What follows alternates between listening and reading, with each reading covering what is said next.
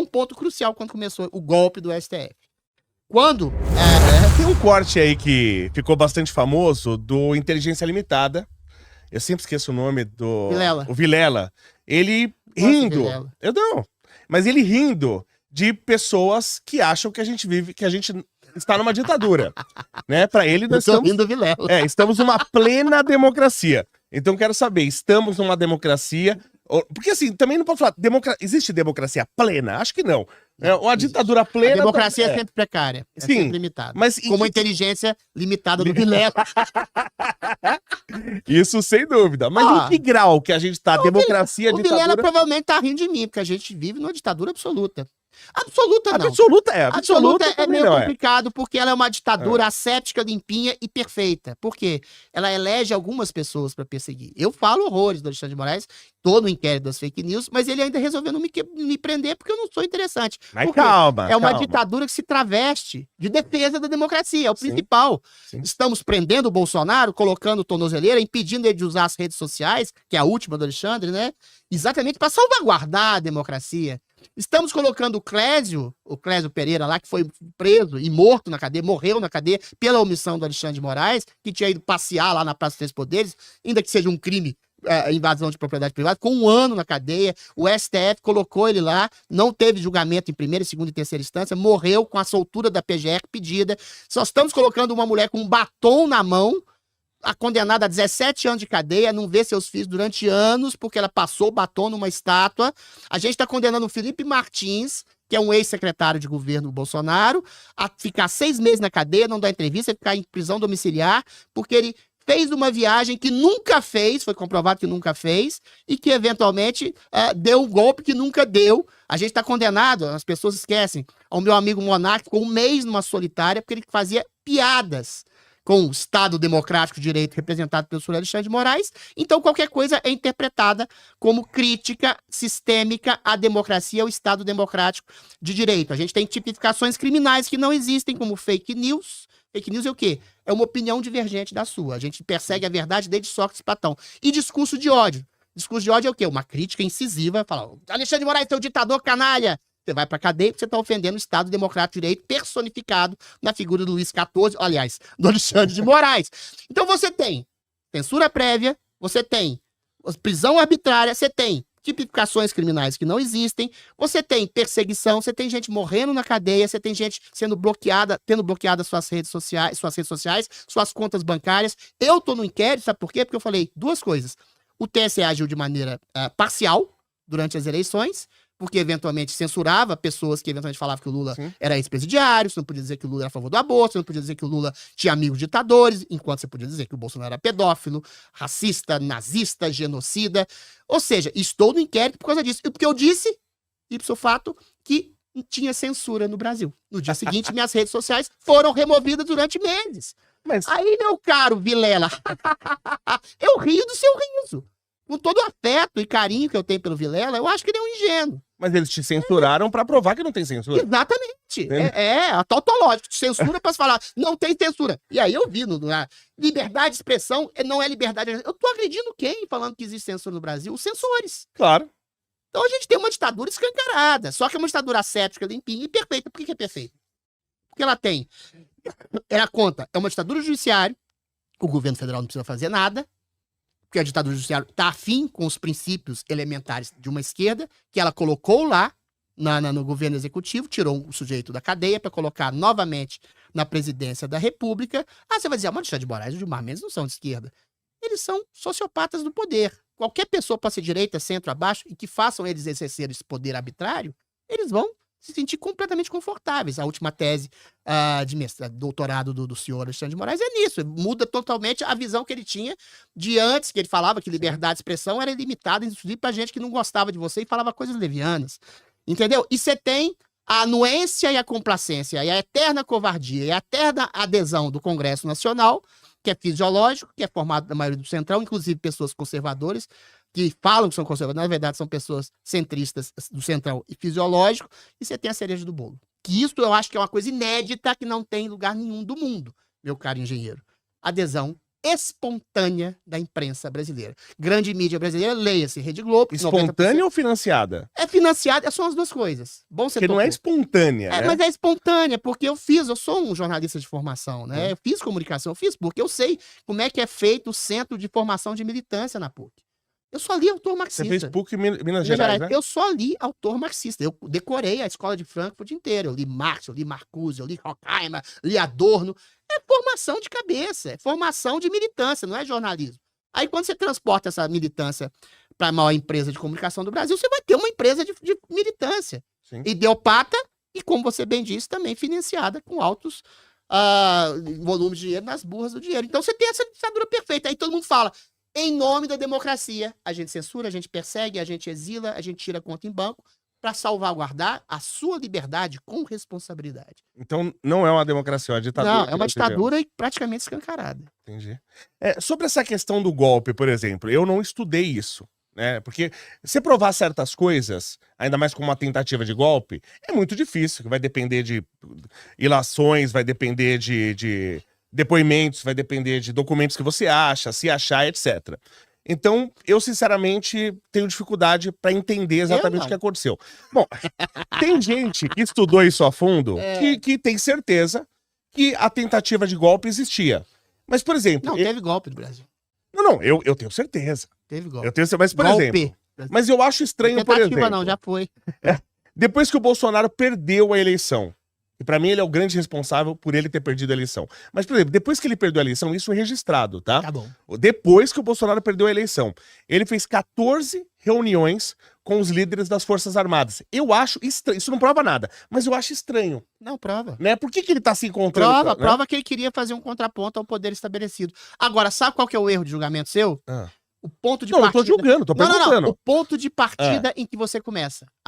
Entendo. Depois da eleição. Concordo. Por que eu disse, ironicamente e realisticamente, que houve golpe no Brasil? Houve golpe. O golpe foi dado pelo Supremo Tribunal Federal. Exatamente dentro das instituições, a instância máxima da justiça brasileira foi golpeada pelos ministros. Começou o golpe quando eles começaram a abafar e ridicularizar e arrebentar e defenestrar a Lava Jato. Isso realmente teve uma ajuda do Bolsonaro, a questão do Flávio. Aí realmente até concordo com você. O Flávio ajudou pra caramba, né?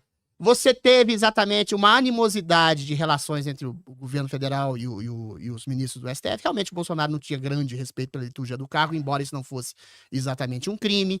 Começaram a criar esses inquéritos ilegais e imorais em que o juiz se colocava como procurador, vítima, acusador, investigador, coisa que é inconstitucional. Por quê? Os ministros, sabe qual que é a causa desse ódio dos ministros do Bolsonaro? Narcisismo contrariado. E o Bolsonaro realmente esticou a corda nesse desconfronto com os ministros, eles começaram a perseguir as pessoas para cercar o Bolsonaro, e o ministro ia na garagem lá, era xingado de ladrão, de corrupto, coisa do tipo assim, e o cara ficou puto. Mas isso não foi não foi razão suficiente para que eles conspurcassem toda a Constituição brasileira, criando, mais uma vez, crimes que não existiam, inquéritos absolutos. Quando, por exemplo, na derrocada da Lava Jato, começou a te dar um ponto crucial quando começou o golpe do STF.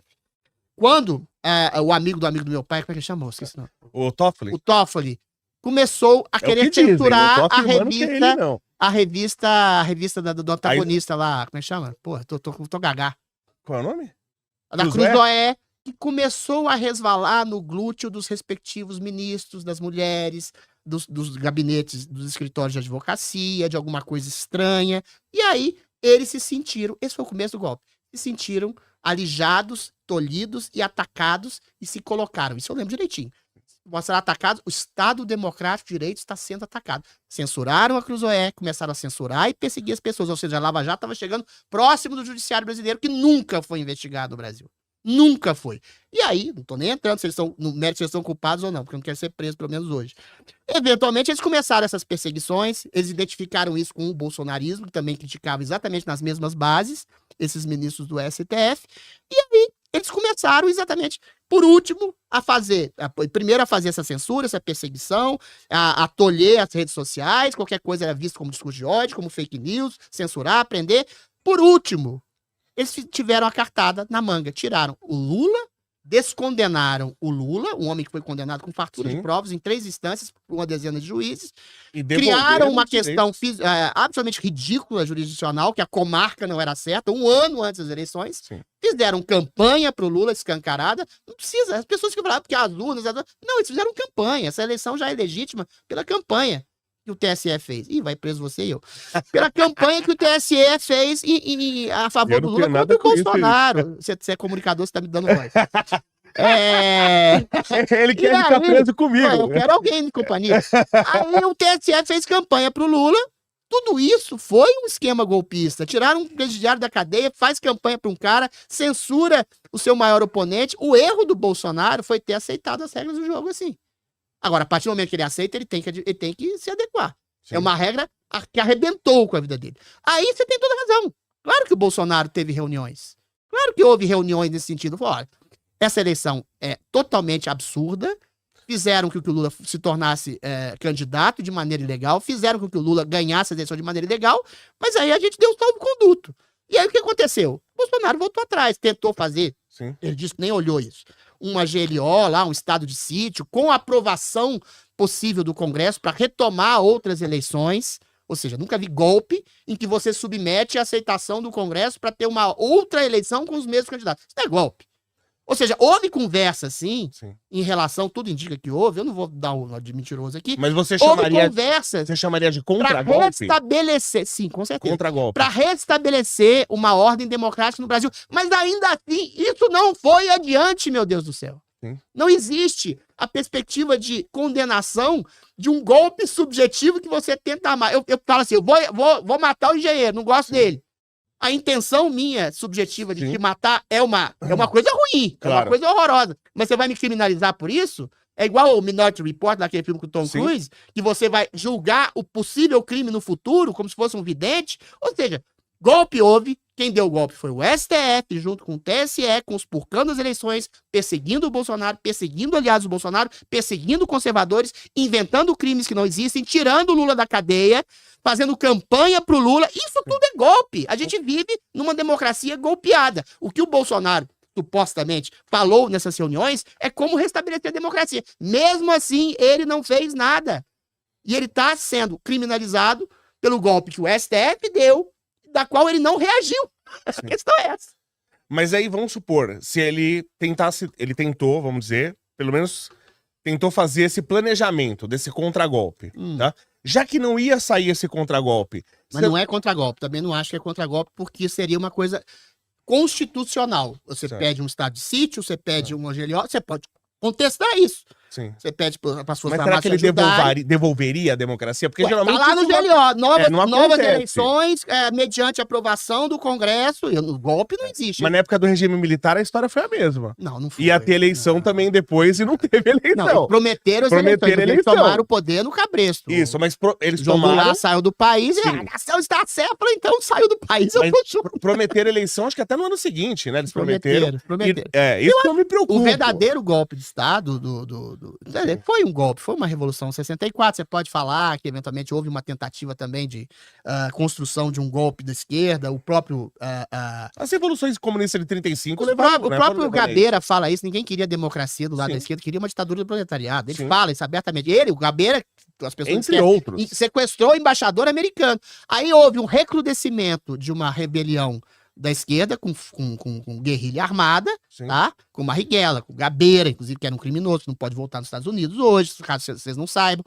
E aí, eventualmente, em 68, aí recrudesceu-se o regime com o famigerado AI-5. Aí sim. Aí eu falo, entendeu? Eu não sou uma direita acéfala, tá? Então, Adriles presidente. Houve golpe em 68. Houve gente morta inocente, houve gente torturada. Ah, mas era uma guerrilha. Não, você não pode, o Estado não pode torturar as pessoas. O Estado não pode pegar uma pessoa e jogar ela do avião, como fizeram com o filho da Ângela. Da Ângela, esqueci o nome dela também. Tô ficando gaga. Eventualmente, o Estado não pode torturar e matar de maneira deliberada pela construção de um princípio de que acha que essa fulano é guerrilheiro ou não. Ou seja, o Estado tem que julgar, ainda que a pessoa seja uma assassina, e houve assassinos guerrilheiros, ele tem que julgar. Então, houve sim uma ditadura, período mais, vamos lá, de 68 a 79, Houve também uma ditadura mais branda na época do Figueiredo, que foi uma época que tinha censura ainda. Então, censura, para mim, não se condiz com nenhum princípio democrático. Mas houve um período de Mas temos recrudescimento. censura hoje também. Hoje é muito pior. Sim, eu vou ter que depor Hoje é muito pior. na Polícia Federal Pois mês é. que vem. Por quê? O que você fez? Por discurso de ódio. Sabe É qual isso. foi meu discurso de É isso ódio? aí. Eu falei que eu não aceito pedófilo na sociedade.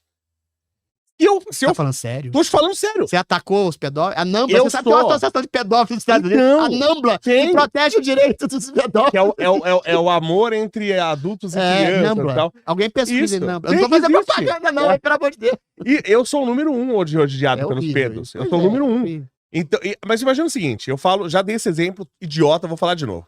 Eu falo assim, ó, poeta não tem que existir. Você vai ficar chateado. Mas é um direito seu. Mas tudo bem, mas você pode até me denunciar. O cara tá denunciando, o cara tá querendo a minha não É existência. o direito. Liberdade de expressão pode sobrar. Concordo, mas tudo bem, mas você vai ficar chateado. Eu falo, Pô, mas eu não vou te querer te colocar na cadeia. A então, questão é essa. mas aí que tá. Se eu chego e falo que pedófilo não pode existir e alguém denuncia, o que esse cara é?